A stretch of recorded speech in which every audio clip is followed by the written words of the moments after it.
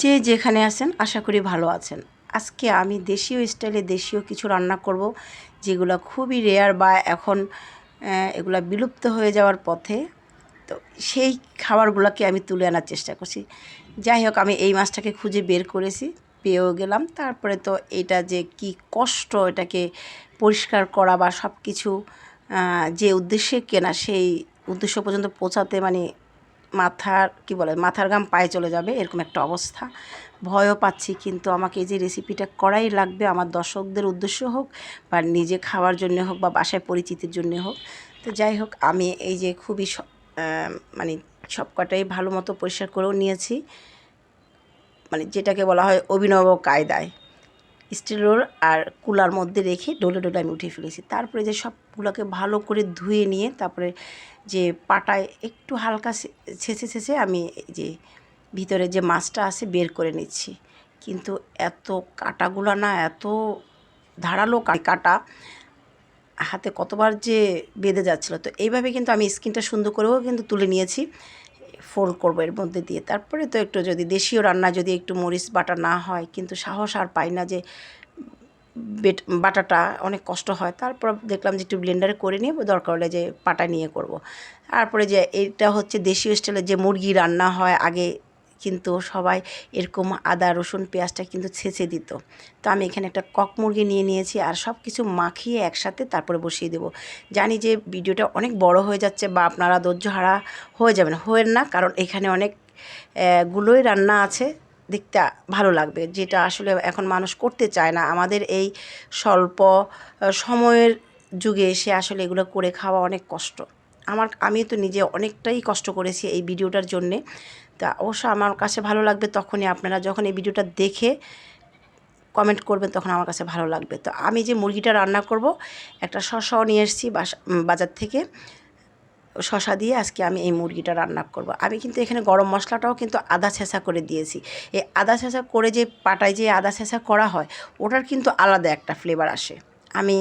আমি বিভিন্নভাবে করে দেখেছি। আর বাজারে তো একটা বিরল প্রকৃতির জিনিস পেয়ে গেলাম, আমার চোখে হয়তো আছে, আমি হয়তো যখন যাই দেখি না। তো হঠাৎ অনেক দিন বা অনেক বছর পরে আমি এই কচুর ফুলটা পেয়েও গেলাম। ৩ বার গিয়েছি আমি কচুর ফুলের জন্যে। যে কাজে গিয়েছিলাম আসার পথে ভাবছি যদি ভাগ্যে থাকে পাবো, নাহলে পাবো না। মাশাআল্লাহ পেয়েও গিয়েছি, যাক আমার জন্য মনে ছিল। আর এই যে শসাটাকে কিন্তু আমি কেটে নিয়ে একটু ভাপিয়ে নিয়েছি, ভাপিয়ে নিয়ে তারপরে যে একটু তেলে ভেজে তারপরে আমি মুরগিতে দিলাম, কারণ নাহলে একটা কাঁচা গন্ধ থেকে যাবে। আর যে কচুর ফুলটাকে আমি ঝাল খোলা বানাবো, তো তার জন্যে আমি ইলিশ মাছ কেটে নিয়েছি ছোট ছোট করে নিয়ে, তারপরে যে ঝাল খোলা দেই আমরা, তা ওই সব ইনগ্রিডিয়েন্টসগুলোও দিয়ে দিচ্ছি। আর এই যে কচুর ফুলগুলোকে আমি এভাবে একদম কুচি কুচি করে কেটে নিয়েছি সব কিছু। কচুর ফুল কিন্তু সব কিছু খাওয়া যায় না, অনেকটা অংশই কিন্তু ফেলে দিতে হয়, শুধু হলুদ যে অংশটা সেটাই নিতে হয়। তো এখানে আমি বাটা মরিচ দিলাম, পেঁয়াজ রসুনও দিলাম একটু, তারপরে কাঁচামরিচ ধনেপাতা, একটু হলুদ, সরিষার তেল, লবণ। এই জালখোলায় কিন্তু খুব বেশি মশলা কিন্তু যায় না। এটা রসুন পেঁয়াজ মরিচ এইগুলার ইয়েটাই বেশি থাকে, এই উপাদানগুলাই বেশি দিলে তখন মজাটা বেশি হয়। আর এই যে ধনেপাতা থাকলেও একটু ভালো লাগে। এই কচুর ফুলটা যে এভাবে ঝালখোলা দেওয়া হয়, এটা আসলে আমিও জানতাম না। আমি অনেক আগে একদিন বাজার থেকে নিয়ে আসছিল, কিন্তু আমি রান্নাটা জানতাম না। কী করব, তখন আমার সামনে চিংড়ি মাছও ছিল, সব কিছু কাটা ছিল, আমার খালা কেটে রেখেছিল। তখন আমি বললাম, খালা এটা এভাবে করে বলছে, হ্যাঁ হ্যাঁ করে ফেলেন। করার পরে ভাই এত মজা হয়েছিল, যেটা আমি এখনও ভুলি না। এই যে আমি আবার সেকেন্ড টাইম এটা করছি। তো আমি আজকে কয়দিন ধরে কলা পাতা চুরি করার ধান্দায় ঘুরে বেড়াইছি অনেক দিন ধরে, কিন্তু ভাই আমি চুরি আর করতে পারলাম না। আসলে মানুষ বলে চুরিবিদ্যা মহাবিদ্যা, কিন্তু আমি কেন চুরি করতে পারি না বুঝি না। আমি কোনো কিছুই চুরি করতে পারি না। তো আমি এই কলা পাতা না পেয়ে কী আর করা, নিরাশ তো আর হওয়া যাবে না, একটা কিছু তো করে খেতে হবে। যত কথাই বলেন ঝাল খোলা মানে কলা পাতায় ঝাল খোলা মানে ঝাল খোলা, এখানে আমি যতই ফয়েল পেপার দিয়ে করি না কেন, সেই টেস্টটা তো আসবে না। হয়তো হ্যাঁ খেতে ভালো লাগবে। এই যে আমি ফয়েল পেপারে মুড়িয়ে নিয়ে ওটাকে আমি মানে এক সাইডে রেখে আবার অন্য একটা রান্নাতে চলে আসলাম। এটা হচ্ছে আমি রুই মাছ দিয়ে মুড়িঘণ্ট করব। তো আমি মুড়িঘণ্ট করার জন্যে মাসকলাই মুগ একসাথেই ভেজে নিয়ে ধুয়েও নিয়েছি। আর মাথাটাকে আমি আগেই ভেজে রেখে দিয়েছি, কারণ এতগুলো তো একসাথে দেখাতে গেলে বিশাল একটা বড় ভিডিও হবে, যেটা আমিও বিরক্ত হয়ে যাচ্ছি। তো এখানে আমি মশলাগুলো কষাতে কষাতে একটু গরম মশলাও দিয়ে দিলাম। আর দারচিনি এত শক্ত না, এত বড় দিতেও পারছি না, আবার ভাঙতেও পারছি না। এই যে মাথাটাকে একটু ভেঙে টেঙে দিলাম যেন নাড়াতে সুবিধা হয়, না হয়তো আস্ত একটা মাথা দিলে এটা অনেক বড় একটা মাথা, মাছের মাথা।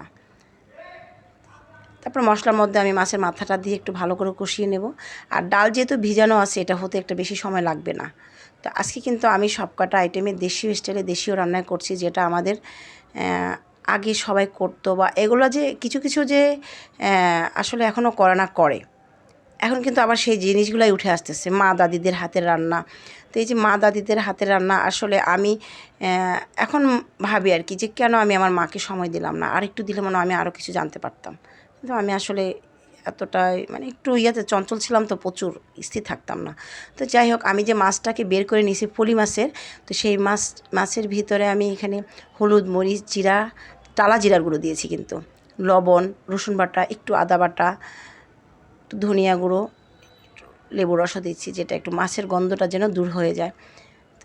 তারপরে আমি এটাকে সরিষার তেলে ভেজে নেব। আর সরিষার তেলে ভেজে নেব, তার আগে কিন্তু ওই যে স্কিনটা রেখেছিলাম, দেখিয়েছি, সেইটাকে আজকে এই যে এইভাবে করে আমি ফোল্ড করে দেবো। এটাই কিন্তু আমার মায়ের হাতের রেসিপি, আমার মাই এত কষ্ট করে আমাদেরকে খাওয়াতো।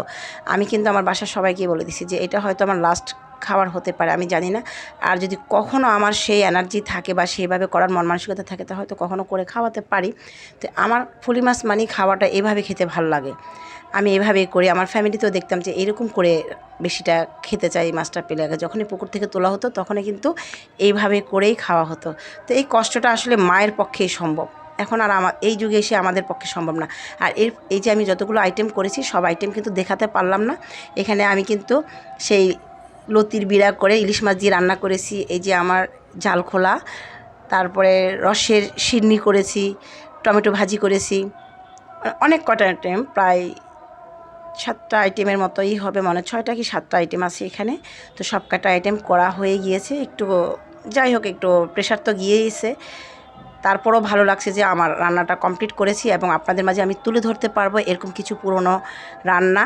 তো আপনারাও কিন্তু চাইলে করে খেতে পারেন আমার রেসিপি থেকে। আর যদি রেসিপি কারো লাগে, সেটাও জানাবেন।